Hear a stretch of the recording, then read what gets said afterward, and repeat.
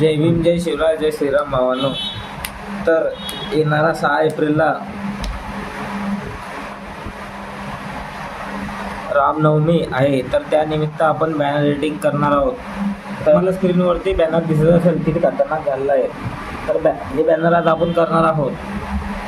तर मित्रांनो, जर कोणी आपल्या चॅनलवरती पहिल्यांदा आला असेल तर त्यांनी आपल्या चॅनलला सबस्क्राईब करून घ्यायचं आहे व सबस्क्राईब बटनासमोरील जे काही बेल आयकॉन आहे ते ऑलवरती सेट करून टाकायची आहे की ज्यामुळे येणारा प्रत्येक व्हिडिओची लिंक तुमच्यापर्यंत येऊन जाईल. तसेच जर कोणाला बॅनर एडिटिंग बाबतीत काही अडचण असल्यास तुम्ही मला इंस्टाग्रामला सुद्धा मेसेज करू शकता. तर चला मित्रांनो, आता आपण बॅनर ओपन करूया.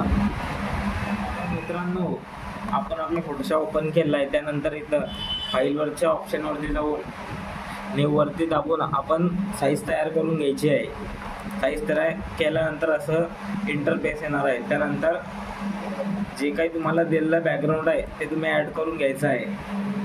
व्यवस्थित असं ॲड करून घ्यायचं आहे. त्यानंतर तुम्हाला सर्कलचा जो इफेक्ट दिला आहे तो पण तुम्ही असा ॲड करून घ्यायचा आहे. तुम्ही नंतर पण करू शकता, अगोदर पण करू शकता. तर त्याच्यानंतर तुम्हाला जी काही राम मंदिराची PNG आहे, अयोध्या मंदिराची, ती पण तुम्हाला दिलेली आहे. तर तुम्ही तुमच्या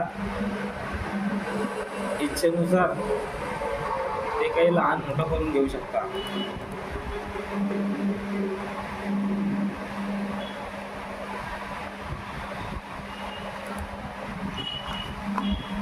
तसेच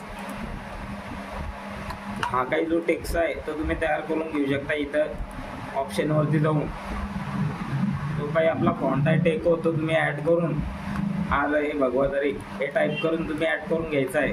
तसंच तुम्हाला PNG पण दिले ते पण तुम्ही ॲड करून घेऊ शकता.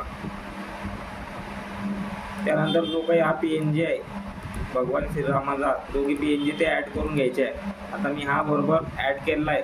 तुम्ही कमी जास्त करून ॲड करून घेऊ शकता. त्यानंतर हे जे काही प्रभू श्रीराम नवमी लवकरच हे तुम्ही ॲड करून घ्यायचं आहे. त्यानंतर जो काही हा असा खालचा स्क्वेअर शेप आहे तो पण ॲड करून घ्यायचा आहे. नाव पण त्याच फॉन्टमध्ये आहे. तुम्ही ती पण बरोबर ॲड करून घ्यायचं आहे.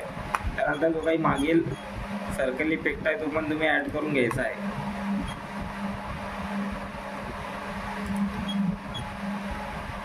तर अशा प्रकारे आपलं बॅनर झालं आहे मित्रांनो.